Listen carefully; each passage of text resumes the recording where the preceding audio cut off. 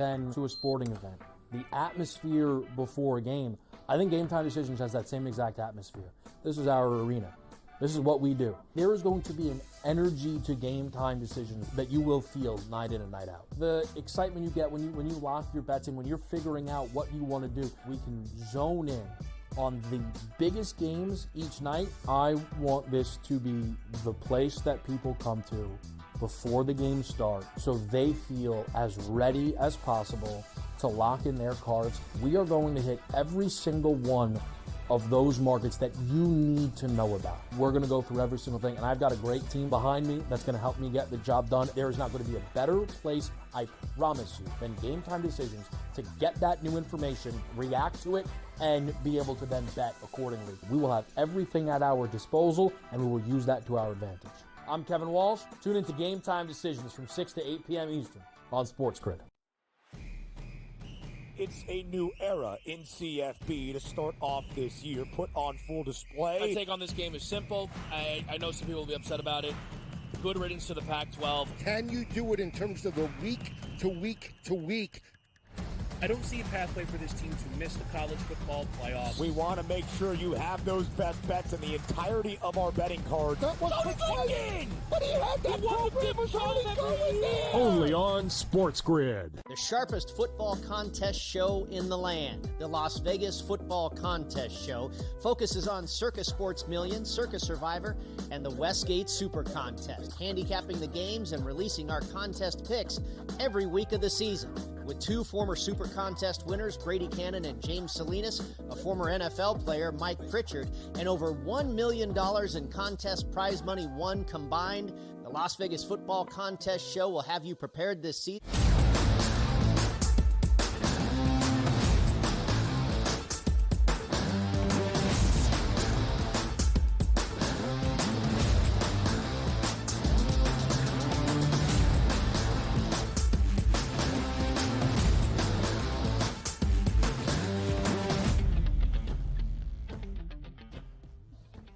It's a Football Friday, live right here on the early line on SportsGrid and all across the SportsGrid network. That includes sportsgrid.com/watch, where you can find your favorite destination to consume everything all across the grid. He is Joe Ranieri. I am Ben Stevens. We are here together for the next 3 hours up until 11 a.m. Eastern Time to set the stage for a tremendous football weekend. Week 3 of the NFL regular season already underway, and the Jets dominate in their home opener on a short week divisional duel against the New England Patriots. Maybe week 3, Ranieri, is where we start to find out a little bit about what these teams will truly look like and our true evaluations throughout the entirety of 2024. Week 4 of the college football season also underway. South Alabama, another drubbing on a Thursday night. We've got 3 games on this Friday, including our first of 4 ranked versus ranked matchups tonight in Lincoln, Nebraska, between the Huskers and the Illini of Illinois. All of that, Ranieri, over these 3 hours in some excellence in history yesterday in Major League Baseball, courtesy of Shohei Ohtani as well. So you're saying there's not a lot going on. By the way, kudos to you for not working in your Syracuse Orangemen in that monologue. I had a bet with the guys in the back that for sure we would have been talking Syracuse, but nope, well done, Ben. Listen, I will get to the Syracuse Orange a little bit later on, laying 8.5 for the Battle of the Block S. In what, Ranieri, might be one of the first true, whoa, this is a conference game? As Syracuse hosts Stanford tonight in an ACC affair at the JMA Dome in Central New York. But let's start with the start of the NFL Week 3 slate on a Thursday in MetLife. The Jets home opener, but logistically, Joe, it's been an interesting start to the year for Aaron Rodgers and Gang Green. Monday night out in Northern California. They fly home for a couple of days of practice, then quickly out to Nashville on a Sunday, Week 2. They pick up their first win of the year. They cover as a 3.5-point favorite. And then on a short week, Thursday Night Football, it's the home debut in East Rutherford, New Jersey. But again, short week against what has been a feisty Patriots team to start this year. Not so much the case last night for New England, as Aaron Rodgers looks like his vintage MVP self from 2021, and the New York Jets dominate the Pats 24-3. Gang Green easily covering as a 6.5-point favorite. Joe, a total of 38.5 stays well under. If the Patriots cannot play from in front and dominate the game in the trenches and on the ground, we might see more results like this. But Aaron Rodgers, throwing for more than 280 yards and 2 touchdowns last night, leads New York to a victory and a cover in its home debut this season. Yeah, that was what Jet fans have been waiting for, right? And boy, oh boy, for a team like New England that has dominated the Jets over the years, and they have dominated them, this could finally be where the Jets turn the page, and it's a new era, both in New England and with the Jets. And I'm all for it as a Jets fan, but, I'm very cautiously optimistic, Ben. You know that. Yeah, but I think, Joe, this is your true evaluation piece of a New York Jets team that's going to be booked as a favorite much more often. Last night was just the 11th game under Robert Saleh as the head coach of New York. He became the head man back in 2021. The Jets were booked as a favorite. They're now 7-4 straight up in those games, 2 consecutive covers. They're now 5-5-1 against the spread. Plenty more reaction from Thursday Night Football. And if this is a key and correct evaluation piece for the rest of the season, history made last night in more ways than one in South Florida. The Dodgers go to Miami and win big, 20-4 over the Fish. But the night will be remembered for what Shohei Ohtani accomplished. First off in the season overall, becoming the first ever player in Major League Baseball history to have 50 home runs and 50 stolen bases in a single season. He did that last night in Miami. Why? Because he went 6 for 6 with 3 home runs, 10 RBIs, and 2 stolen bases against Miami. History, again, in more ways than one for Shohei Ohtani. We are lucky, Joe, to watch this guy on a baseball diamond in our lifetime. And let's not forget, because he had elbow surgery in the offseason, he's not pitching this year. He'll do that more than likely starting once again in 2025. It just unbelievable. I hope people understand, Ben, what kind of Halley's Comet it is that we're living through right now. I said the same thing with Tiger Woods in the day. Soak it in. Don't take it for granted. What you are witnessing here is truly a Halley's Comet. Ben, we may never in our lifetime again see anything even remotely close to what Shohei Ohtani is doing. So appreciate it while you can. So 3 home runs last night. He's got 51 long balls this year, 2 stolen bags. He's got 51 stolen bases. Joe, in the history of Major League Baseball, only one player since RBIs became an official stat back in 1920, so well over a century ago. Only one player in Major League Baseball over the course of his entire career has had a game with 10 or more RBIs. Shohei Ohtani did that last night. A game with 6 or more hits. Shohei Ohtani did that last night. A game with 5 or more extra base hits, 3 home runs, 2 doubles. Shohei Ohtani did that last night. A game with 3 or more home runs. Shohei Ohtani did that last night. A game with 2 stolen bases. Shohei Ohtani did that last night, all in the same game. Again, the unicorn on the diamond. We are lucky to witness it all. 12 games yesterday in Major League Baseball in playoff clinching scenarios at stake. The Guardians, for the second consecutive day in the 4th and final against their divisional foe in Minnesota, walk it off in extras. Andres Jimenez delivers the game-winning RBI as Cleveland beats Minnesota to take the 4-game set, winning 3 of 4 and clinch a playoff berth. That's the kind of series that just demoralizes a franchise, Ben. And the Twins have to be talking to themselves right now. They had, going into this series, every opportunity to think, all right, this is it. We control our own destiny. And now it's out of their hands, Ben. I mean, totally demoralizing. Kudos to the Guardians, though, for getting it done. Minnesota has now lost 9 of its last 13 games. They are in a tie for the 3rd and final AL wildcard spot with the surging Detroit Tigers. College football week number 4 officially underway in a beautiful setting that is Kid Brewer Stadium in Boone, North Carolina. but it was not a beautiful night for the home team in the more than touchdown favorite Appalachian State in a Sun Belt contest against South Alabama. The Jags go on the road and win outright as more than a touchdown underdog, 48-14. Embarrassing by App State. No way should they be losing like that to South Alabama in any way, shape, or form. That's too much talent, too much returning talent on App State to look that terrible last night in front of the home fans. That is one of the worst losses I can remember in a long time for them. And they've looked really bad. They got blown out by Clemson in certain spots this year. Elsewhere in college football, Arch Manning set to make his first career start for Texas on Saturday as the Longhorns get ready to host UL Monroe. Quinn Ewers still dealing with the abdominal injury. Arch Manning steps up and in for his first career start.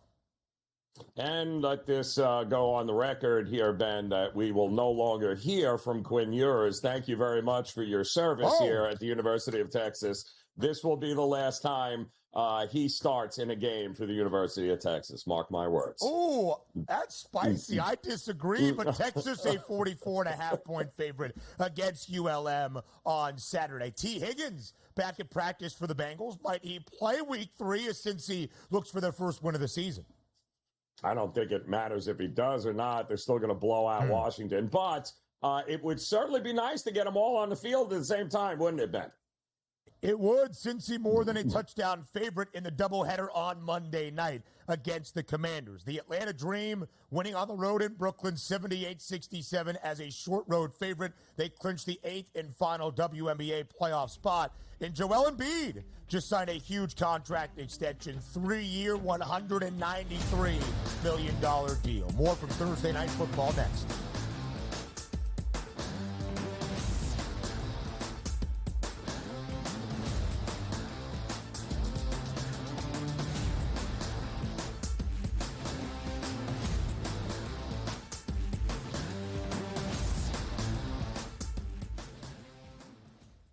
Anyone that's been to a sporting event, the atmosphere before a game, I think Game Time Decisions has that same exact atmosphere.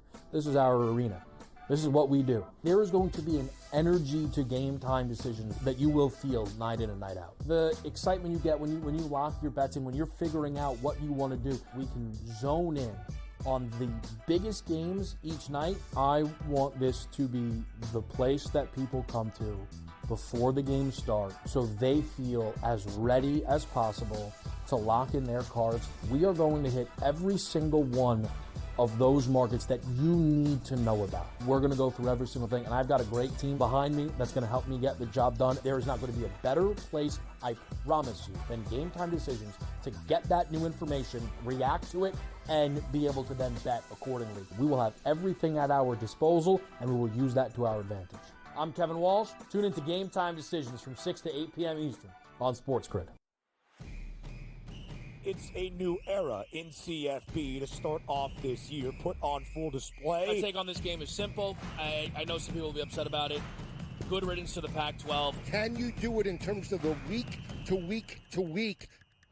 I don't see a pathway for this team to miss the college football playoff. We want to make sure you have those best bets in the entirety of our betting cards. That was but he had that program was already going there. Only on SportsGrid. The sharpest football contest show in the land, the Las Vegas Football Contest Show, focuses on Circus Sports Million, Circus Survivor, and the Westgate Super Contest, handicapping the games and releasing our contest picks every week of the season. With 2 former Super Contest winners, Brady Cannon and James Salinas, a former NFL player, Mike Pritchard, and over $1 million in contest prize money won combined, the Las Vegas Football Contest Show will have you prepared this season like none other.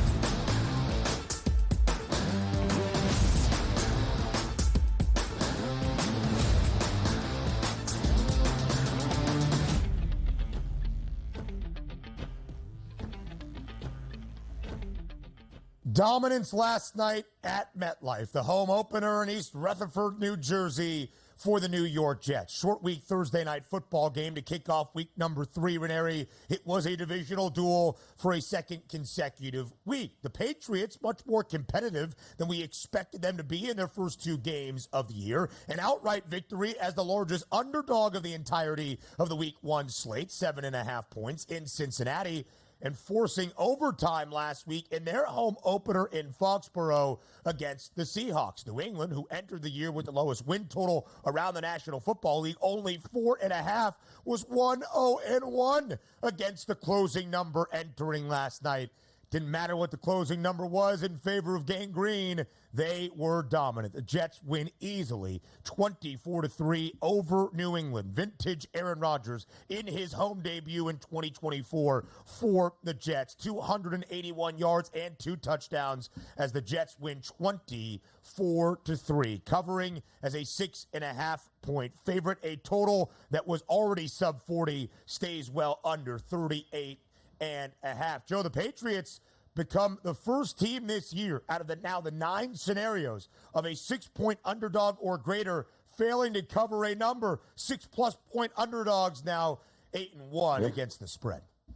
Yeah, I mean, this game wasn't close from the beginning, Ben. When you watched it, there was clearly a discrepancy with talent on both sides of this ball. But, listen, we knew New England was very banged up heading into this game. 3 of their 5 starting offensive linemen didn't play. They don't have a wide receiver. They basically have been competitive in 2 games because they were able to run the ball with Stevenson. But once that was taken away, Ben, which the Jets did a great job of, they had nothing. They have no second pitch, and it was quite evident.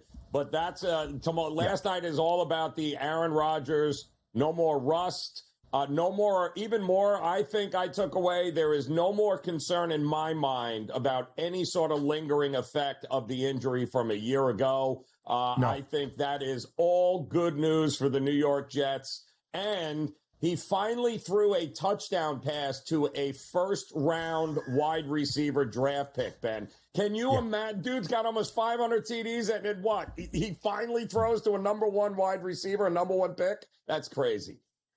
It is crazy. In the Offensive Rookie of the Year from 2 years back in 2022, Garrett Wilson finds the end zone for the first time this year. Aaron Rodgers has thrown 5 total touchdowns this season, 2 to running backs, Breece Hall and Braylon Allen. Now 1 to Garrett Wilson, 2 to Allen Lazard, who has 3 total touchdowns this year for the New York Jets. That partnership stemming from their time in Green Bay, now here in New York. And Joe, as we said, entering the Sunday slate last week, you and I had this exact conversation. I would be fascinated to see how the Jets perform in Tennessee, booked as the favorite. They were the underdog week 1 on the road, of course, against the San Francisco 49ers, and an underdog so many times last year after only 4 offensive snaps, ended the entirety of Aaron Rodgers' first year with the Jets. Last night was just the 11th time New York had been booked as the favored side under Robert Saleh. 7-4 straight up, 5-5-1 against the spread, both times this year,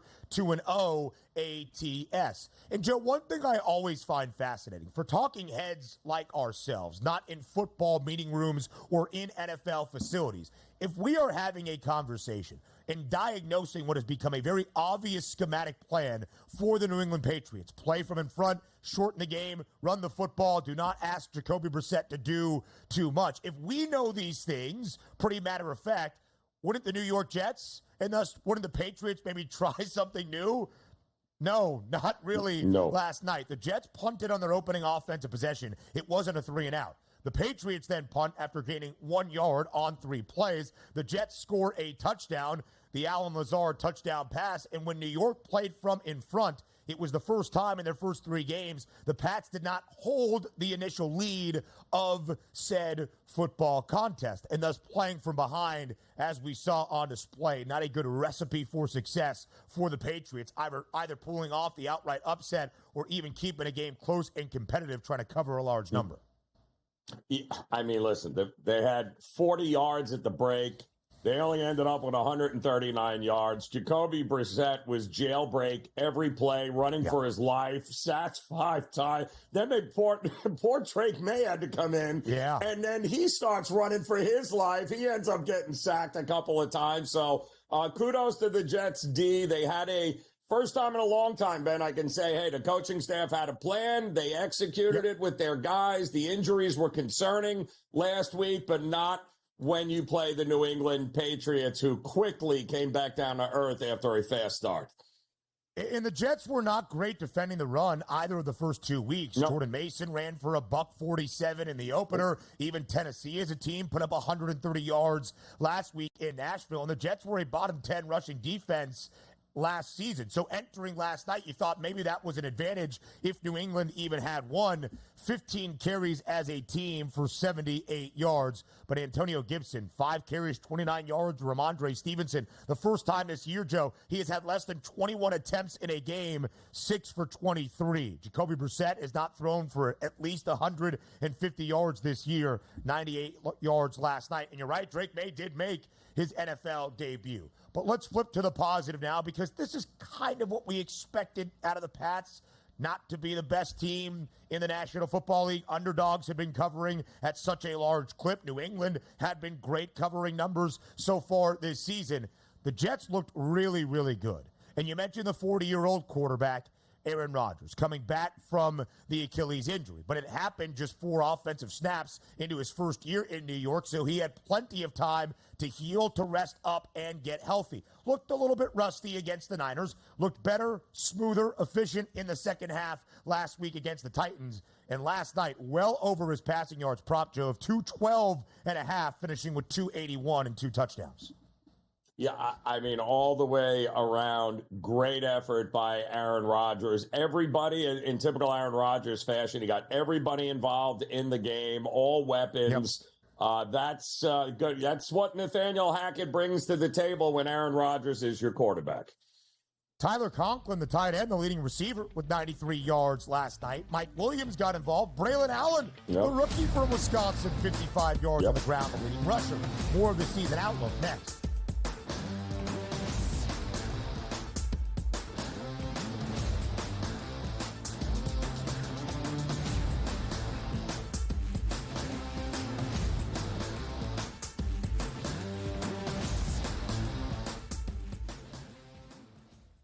Anyone that's been to a sporting event, the atmosphere before a game, I think Game Time Decisions has that same exact atmosphere. This is our arena. This is what we do. There is going to be an energy to Game Time Decisions that you will feel night in and night out. The excitement you get when you lock your bets in, when you're figuring out what you want to do, we can zone in on the biggest games each night. I want this to be the place that people come to before the game, so they feel as ready as possible to lock in their cards. We are going to hit every single one of those markets that you need to know about. We're going to go through every single thing, and I've got a great team behind me that's going to help me get the job done. There is not going to be a better place, I promise you, than Game Time Decisions to get that new information, react to it, and be able to then bet accordingly. We will have everything at our disposal, and we will use that to our advantage. I'm Kevin Walsh. Tune into Game Time Decisions from 6 to 8 p.m. Eastern on SportsGrid. It's a new era in CFB to start off this year, put on full display. My take on this game is simple. I know some people will be upset about it.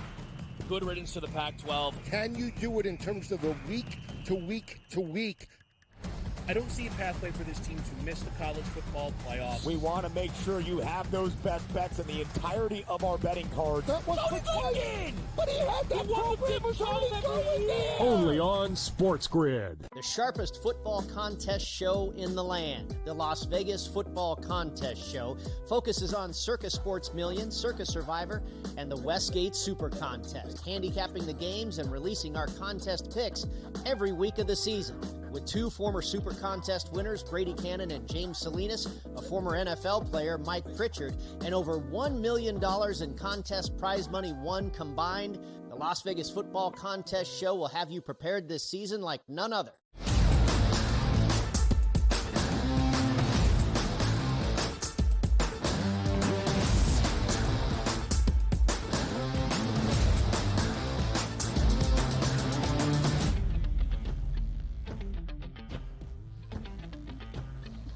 Live right here on this Football Friday on the early line on SportsGrid. The football weekend now officially underway. Week 3 around the NFL kicking off last night on a Thursday in New Jersey. The New York Jets dominate the New England Patriots 24-3. A divisional victory for the Jets, their first this year. The Jets entered the season, Joe, as the favorites to win the AFC East. We'll see where those odds have updated now. As of this moment, the odds just starting to come back up on the FanDuel Sportsbook, but not the divisional prices for this specific division, the AFC East. Let's start with the good.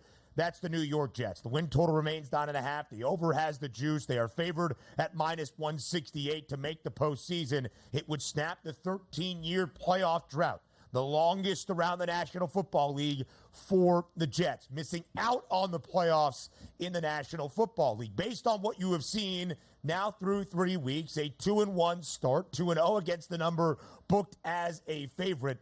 Is this the time in 2024 that Aaron Rodgers leads the New York Jets back to the playoffs for the first time in more than a decade? Well, it wasn't the market certainly thought so, Ben, because this number was, almost double digits here throughout the preseason. We thought what we got last night, the market was spot on. They thought this was a team, especially the way the schedule lines up. And if you look at this schedule coming up for the New York Jets this year, they've got a lot of primetime games, but they have a lot of rest advantages over teams. They're going to be booked as a favorite in a lot of these down the stretch. A lot of very winnable games. And if they keep playing like that, what we saw last night against lesser teams, they're not going to be doing the classic, you lost the game you should have won. I don't think that's happening. I think it only gets better from here for the Jets. The New York Jets entering this season had the 4th easiest schedule in the National Football League, according to Sharp Football Analytics, that takes in all of those categories we use to set lines on a weekly basis. Rest advantage, travel, logistics, all of that stuff. And on paper, the Jets did not have the most difficult schedule to start this season. The Titans and the Patriots, 2 of their first 3 games, but just with all of the moving parts out on the West Coast, back to Nashville quickly on a short week, and then their home opener, but on the shortest week you can have. Logistically, it was difficult. They handled their business when they were expected to win a game. They won both of the 2 booked as a favorite and covered the number. I believe the New York Jets will be in the playoffs. Right now, the Jets are tied for the 5th best price to win the AFC Championship, Ranieri, at an 11-1 number. The Bills have the best price of any team from this division at 5-1. 50 cents in front of the Texans, plus 550 for Houston. Second best price for Buffalo, but still half the way is Kansas City in front at plus 250. As I mentioned, the AFC East divisional prices are not updated or out on this moment on the FanDuel Sportsbook. How would you, if you were playing bookmaker, set the divisional odds? Would the Jets be the favorites? Would it still be Buffalo ahead of them by a half a buck, $1? What would you be looking at? Oh, I think Buffalo certainly would be probably somewhere around the minus 125, 130 mark, and then the Jets would be plus 150, and you could go from there. And I think the injury to Tua certainly will help those odds for both Buffalo and the Jets, and obviously New England, we all thought would struggle this year, and I think that's about to happen in a big way for them moving forward. So it really is just a 2-horse race in the AFC East. Yeah, Miami 4.5-point underdog this week in Seattle. It's going to be difficult for the Dolphins to generate that offense without Tua Tagovailoa, of course, placed on injured reserve earlier this week. Now quickly to the Pats, because, Joe, I think there was a thought the Patriots are going to be booked as an underdog all 17 games this season, as we have seen through the first 3 and a 6.5-point dog last night. But they were so good at covering numbers, or at least keeping games closer than expected the first 2 weeks, maybe we could profit on the Pats as the underdog quite frequently. How do you feel about New England now after what you saw last night? Well, their style of football, Ben, is sustainable. So I wish they had a few more weapons, but I think what you're seeing with New England is that they're going to do what you expect them to do. They are going to be a run-first team a lot. They're going to play some tight ends with Hunter Henry because that's really their only option, and they're going to have to play good defense. That will keep them in games against a lot of teams they probably shouldn't be in games with, but I still don't know that they get the 5 wins. Yeah, it is interesting, right? Preseason win total lowest around the NFL, 4.5 after the upset victory in Cincy. That number was 6.5 entering last night, back down by a full game to 5.5. Major League Baseball in history, courtesy of Shohei Ohtani. Next.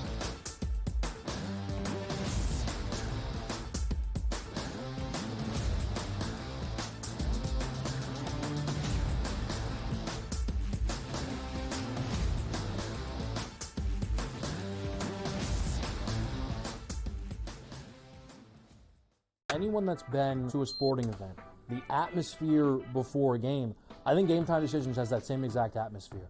This is our arena. This is what we do. There is going to be an energy to Game Time Decisions that you will feel night in and night out. The excitement you get when you lock your bets in, when you're figuring out what you want to do, we can zone in on the biggest games each night. I want this to be the place that people come to before the game starts so they feel as ready as possible to lock in their cards. We are going to hit every single one of those markets that you need to know about. We're going to go through every single thing, and I've got a great team behind me that's going to help me get the job done. There is not going to be a better place, I promise you, than Game Time Decisions to get that new information, react to it, and be able to then bet accordingly. We will have everything at our disposal, and we will use that to our advantage. I'm Kevin Walsh. Tune into Game Time Decisions from 6 to 8 p.m. Eastern on SportsGrid. It's a new era in CFB to start off this year, put on full display. My take on this game is simple. I know some people will be upset about it. Good riddance to the Pac-12. Can you do it in terms of the week to week to week? I don't see a pathway for this team to miss the college football playoffs. We want to make sure you have those best bets in the entirety of our betting cards. That was in, but he had that program was already going there. Only on SportsGrid. The sharpest football contest show in the land, the Las Vegas Football Contest Show, focuses on Circus Sports Million, Circus Survivor, and the Westgate Super Contest, handicapping the games and releasing our contest picks every week of the season. With 2 former Super Contest winners, Brady Cannon and James Salinas, a former NFL player, Mike Pritchard, and over $1 million in contest prize money won combined, the Las Vegas Football Contest Show will have you prepared this season like none other.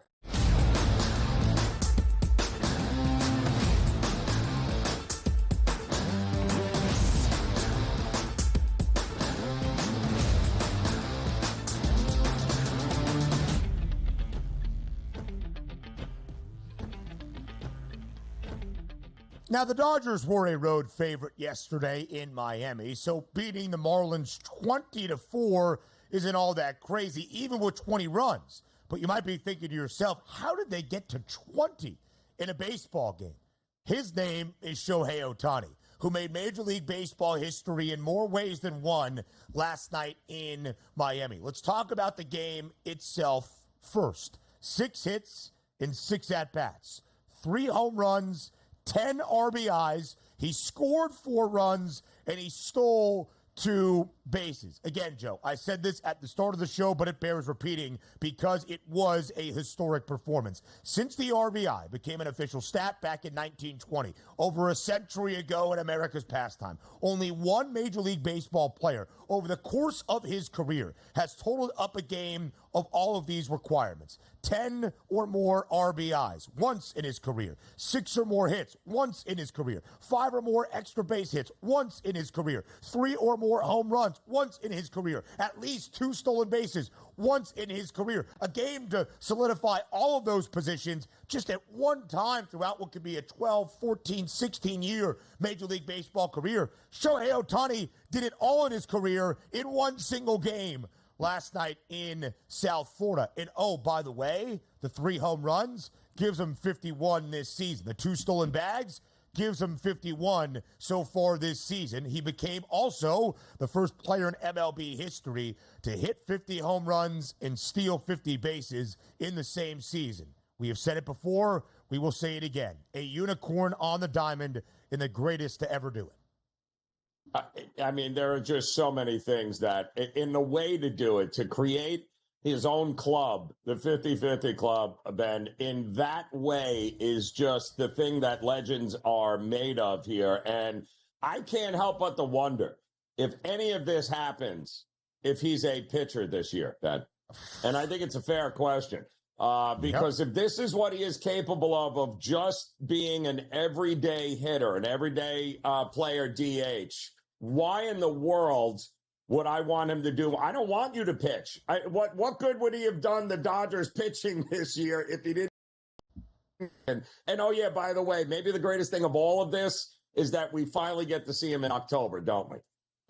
Yes, we do finally get to see him in October. The Dodgers well on their way to winning the National League West for an 11th time in the last 12 MLB seasons. But, Joe, I do think that is fascinating because Shohei Ohtani is going to run away with the National League MVP award. He's won multiple MVP awards during his time in the American League because not only is he great at the dish, he also was pitching on the bump. I wonder if there are internal conversations with Shohei and the Dodgers about him even pitching again. We expect him to do so after he recovers from the elbow injury, but he's putting up these numbers as just a DH and is still going to run away with the most valuable player award in the National League. That is what is insane. An everyday DH winning the MVP, well, when you're making history in so many different facets, it is hard to not be in consideration, let alone run away with the award. You see the numbers this year for Shohei Ohtani. He founded his own club, 50 home runs, 50 stolen bases in a single season. So, yes, the Dodgers are going to win the National League West. They have a 4-game lead over the Padres. They have clinched a postseason berth. They are on their way with a couple of more wins to clinching the NL West again for the 11th time in the last 12 years. And right now, Joe, they are tied atop the National League for the best record in baseball and in the NL alongside Philadelphia, 91 and 62, as the heated race is on for that top overall seed in the National League. It's part of our headlines from yesterday. The New York Mets just keep winning baseball games. 10 runs in 3 consecutive games for the Amazons. The first time in franchise history for New York doing that. 10 or more runs in 3 consecutive games. They got to Taijuan Walker early and often in the opener yesterday, winning 10-6 as a home favorite against the best team in the National League entering. And we were all worried once Lindor went down. We're like, oh, boy, what are the Mets going to do? Well, what they're going to do is just go out and start scoring double-digit runs every game. It really doesn't make a darn bit of difference here.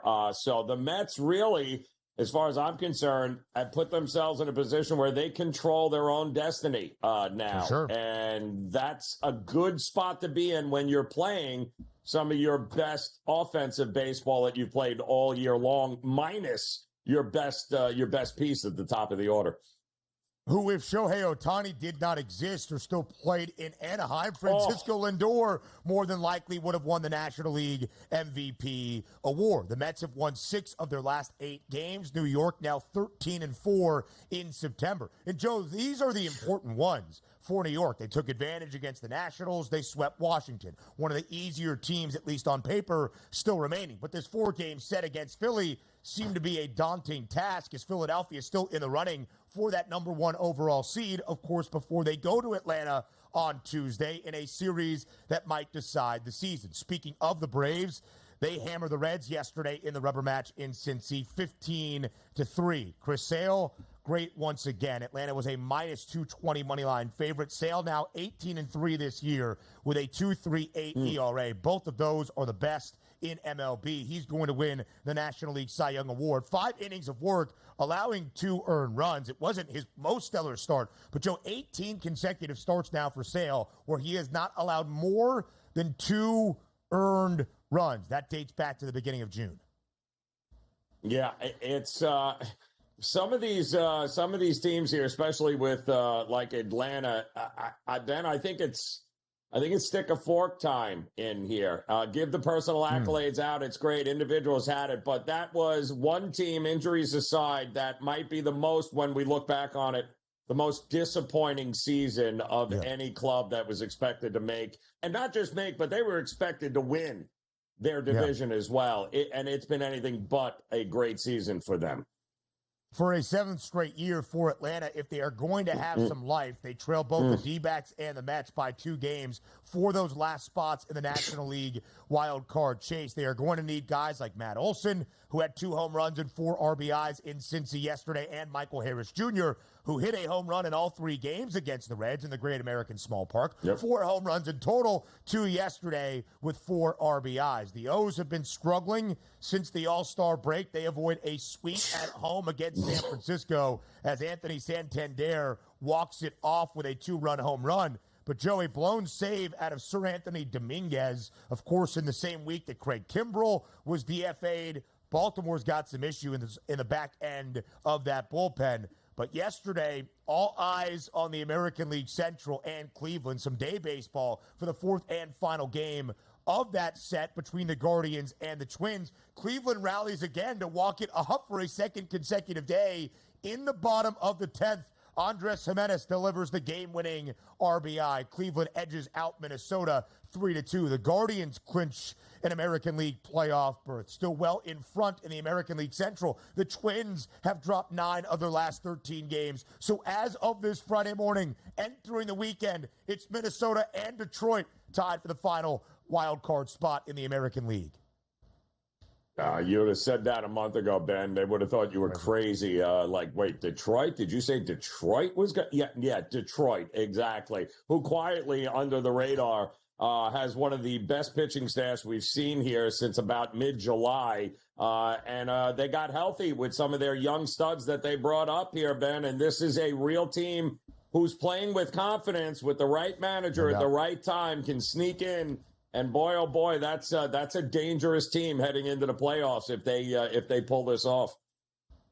Yes, they certainly are. And Joe, since August 22nd, when the Tigers were 4 games below 500, they are 18-7 in their last 25. They did lose the season series to their divisional mates in Minnesota, so the Twins would have the tiebreaker advantage if they ended with the same record. From baseball to the Sunday slate in the National Football League next.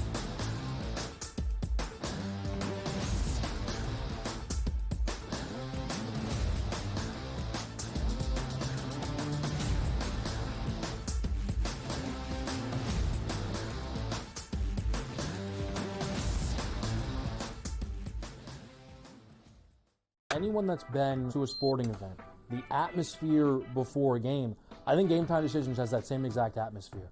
This is our arena.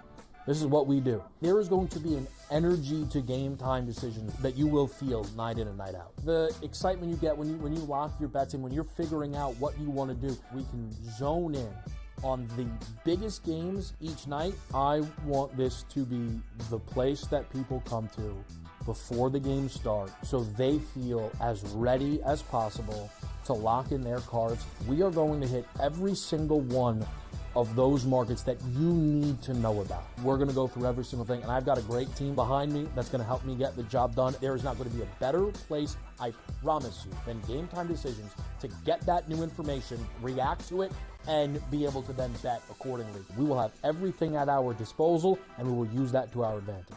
I'm Kevin Walsh. Tune into Game Time Decisions from 6 to 8 p.m. Eastern on SportsGrid. It's a new era in CFB to start off this year, put on full display. My take on this game is simple. I know some people will be upset about it. Good riddance to the Pac-12. Can you do it in terms of the week to week to week? I don't see a pathway for this team to miss the college football playoffs. We want to make sure you have those best bets in the entirety of our betting cards. That was in! But he had that program was only going there! Only on SportsGrid. The sharpest football contest show in the land, the Las Vegas Football Contest Show, focuses on Circus Sports Million, Circus Survivor, and the Westgate Super Contest, handicapping the games and releasing our contest picks every week of the season. With 2 former Super Contest winners, Brady Cannon and James Salinas, a former NFL player, Mike Pritchard, and over $1 million in contest prize money won combined, the Las Vegas Football Contest Show will have you prepared this season like none other.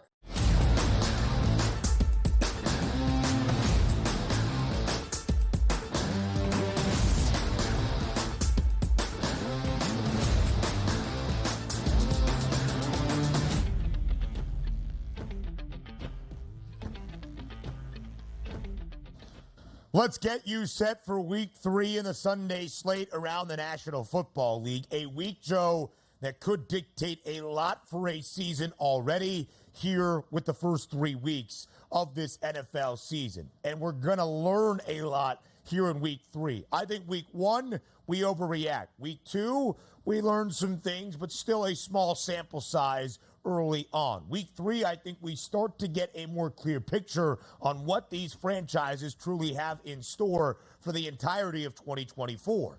And there's a couple of spots on the slate where we are going to be taught many, many things, including at the Star Sunday afternoon in Dallas. It's the Cowboys and the Ravens. Dallas at home, an ever so slight favorite against the Baltimore Ravens, as you can see there. But again, it's ever so slight in favor of the Cowboys. And Joe, this is a very intriguing spot. Oh, now it's actually flipped to Baltimore, 1.5 in favor of the Ravens, minus 112 on the money line, which I think also tells us a lot about what this game is expected to be, because Baltimore is in danger of starting 0-3 if they are to lose on the road against the team we expect to be a conference contender. So, Ranieri, it's a virtual pick'em. Do the Ravens avoid an 0-3 start? And if so, that would mean Dallas starts just 1-2 as well. Hey, listen, Ben, it's kind of crazy when you look at this point, and we're talking the Ravens here, who are kind of in uncharted territory with the thought of starting 0-3. But usually Dallas is completely the opposite. Dallas is usually at this point, they've already boat raced a couple of teams. They're usually 2-0, about to be 3-0. We don't see the wheels falling off Dallas until usually after Thanksgiving. That's when the wheels really start to fall off. So right now, it's such an anomaly. I can't think of 2 teams I trust less than in a big game than these 2 right now. The offensive line issues for Baltimore are real. If Lamar Jackson doesn't do it, it's not going to get done. You're also exposing Lamar Jackson to taking way more hits than you should be at this point in his career. And what we saw from the Cowboys getting dismantled at home last week against the Saints, none of that to me is sustainable here. So I just don't know what we're going to get. It's a pick'em for a reason here. It's one of those games, Ben, where I'll take the over and I'll just sit back and watch this game and see what happens. 47.5 is that number. And, Joe, I think it's a pick'em because of uncertainty, not like great. We've got 2 heavyweights facing off in Dallas on Sunday. So here is what is at stake for the Ravens, who are 0-2, unexpectedly so, because of Isaiah Likely's toe and because of an utter collapse last week at home, leading by double digits early in the fourth quarter as an 8.5-point favorite against the Las Vegas Raiders. Week 2, far more damning than that season debut in Arrowhead. Since the postseason expanded to 7 teams in each conference, with the addition of that extra wild card team, that was back in 2020, Joe. Only 2 teams that have started winless 0-2 out of the 32 that have made the postseason. Only 5 of those 32 0-2 teams since the start of 2020 have even finished with a winning record. That's where it gets a little bit dicey for Baltimore. But the danger of starting 0-3 is almost insurmountable. Since 2000, Joe, only 1 team has started winless through their first 3 weeks, 0-3, and made it to the postseason. The 2018 Houston Texans. 0 0-3 teams in the history of the National Football League have won a Super Bowl. And let's call a spade a spade. The Baltimore Ravens had that expectation this year to get back to the AFC title, to get past the Kansas City Chiefs, to use their 2-time NFL MVP Lamar Jackson, to contend for a Lombardi Trophy. All of that could be out the window, Joe, based on the result Sunday afternoon at the Star. Yeah, and it's kind of hard to believe that these are the 2 franchises that we have the most questions with heading into week 3. I mean, there are some 2-0 teams that probably should not be 2-0. There's a couple of 0-2 teams that are better than that. But these 2 teams, my goodness, I have no idea. I do know that they are both similar where their former defensive coordinators are now head coaches. So there is an adjustment period here, Ben, because the preseason rankings for both these defenses were way higher than the level of play that we have seen. So I do think it's going to take a little while for everyone to get used to what's going on. You got Zimmer in the booth there for Dallas now. He's not Dan Quinn. They still have the talent, Ben, both. The question is, will the defenses get better this week moving forward, or are we going to get what we got in the fourth quarter against the Raiders and in that game against the Saints? Time will tell. When Dallas gave up 44 points and never even had a puncher's chance. The Cowboys plus 850 now to win the NFC Championship, the longest number we have seen on Dallas at any point through the preseason, the offseason, training camp, or here early through the first 2 weeks, now entering week 3. But that's been the issue, not regular season success for the Cowboys. The win total now for Dallas, just 9.5, Joe. The over still has the juice to get to double digits, but the Cowboys have won 12 games each of the past 3 seasons. 9.5 the win total for Baltimore as well, the NFL's best team last year with the best mark at 13-4. Because Lamar Jackson has had to do everything, he has thrown for at least 247 in each of the first 2 games for the flock this season. You see his props for Sunday. He had 45 rushing yards last week, 16 carries for more than 100 yards in week number 1. That's not necessarily a good thing that he's running like a chicken with his head cut off because his O-line cannot block anybody. Dak Prescott, last week playing from behind against New Orleans, did throw for 293, but that's not really the recipe for success either. And I think the glaring issue for Dallas, Joe, outside of the defensive woes to start this season, or at least week 2 against New Orleans, is a non-existent ground game. 21 carries for 68 yards as a team last week, just 3.2 yards per pop. Lamar is, and we'll get to it a little bit later, but he is somebody I'm going to be focusing on a lot of props this week here, Ben, because I have a feeling I know what we're going to get from him this week. Yeah, he's going to need a generational type performance to avoid a generational failure through just 3 games for Baltimore this season. Another big one in the Big Easy up next.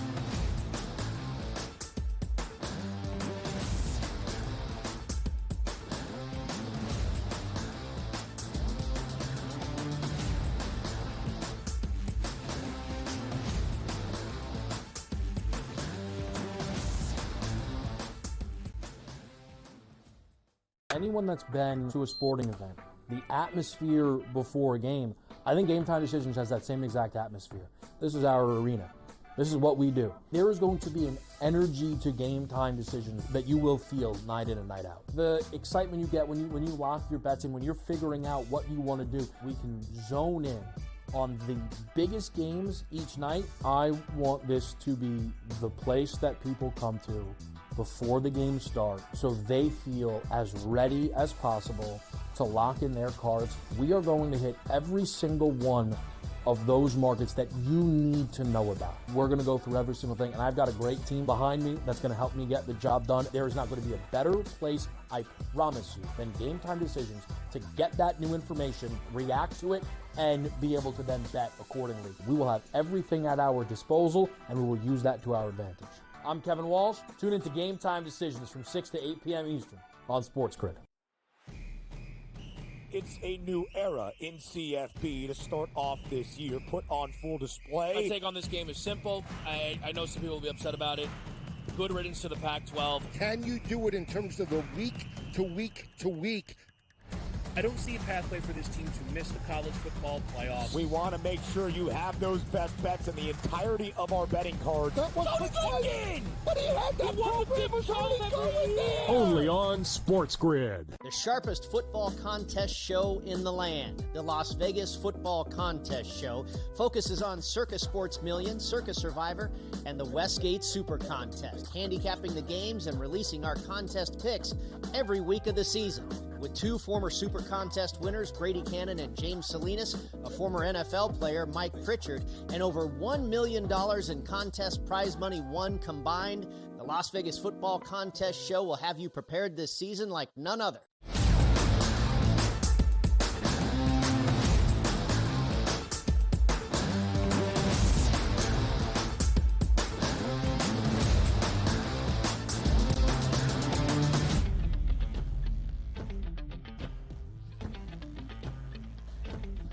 So now we go to New Orleans on a Sunday. The New Orleans Saints have maybe been the most impressive / surprising team based on how dominant they have been, especially on the offensive end in their first 2 weeks of this season. 47 against Carolina, 44, even more impressive last week in Dallas, snapping a 16-game home winning streak in the regular season for the Cowboys. Joe, 91 total points for the Saints. No other team has more than 70. The Cardinals have the second most total points scored this year with 69 through 2 weeks. And, of course, we know the overall offensive struggles that we have seen throughout the National Football League. So a really big game on Sunday to continue to back up this impressive start against an Eagles team that should also, frankly, be 2-0, but coughed up a 5 or 6 point lead in the final 90 seconds on Monday night against Atlanta.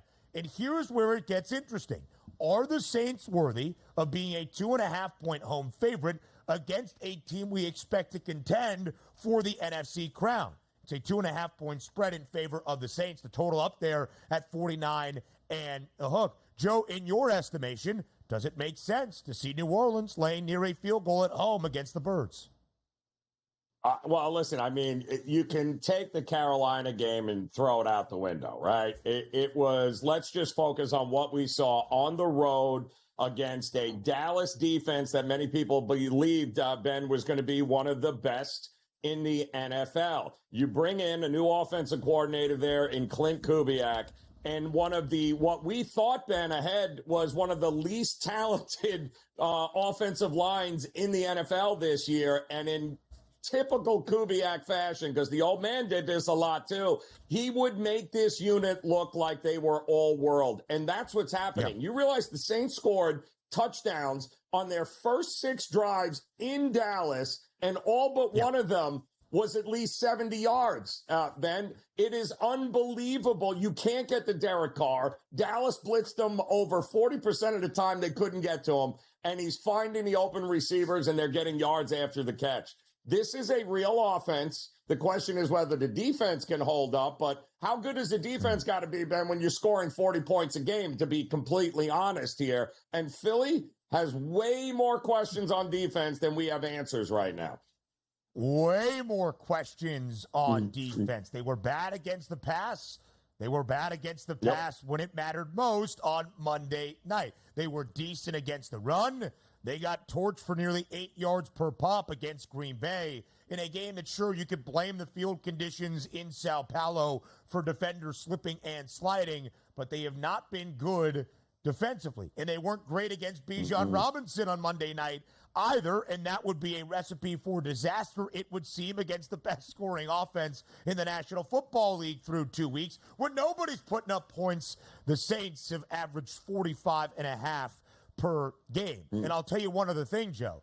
The Eagles under Nick Sirianni are the worst underdog team in the National Football League. Sirianni became the head coach in Philly in 2021. The Eagles have the worst ATS record and cover percentage as an underdog in that span, 4-9 ATS. All right, what about when they made it to the Super Bowl in 2022 and were often booked as a favorite a season ago? Even worse, 1-3 against the spread. When they've been an underdog, there seems to have been a reason. And, Joe, this is the type of game, week 3, where the Saints can make a statement. If they win, they cover as just a short 2.5 point favorite in the Big Easy. They're off to a 3-0 start, doing so not just against Carolina week 1, but hammering the Cowboys and the Eagles. So how do you look at New Orleans based on what happens week number 3?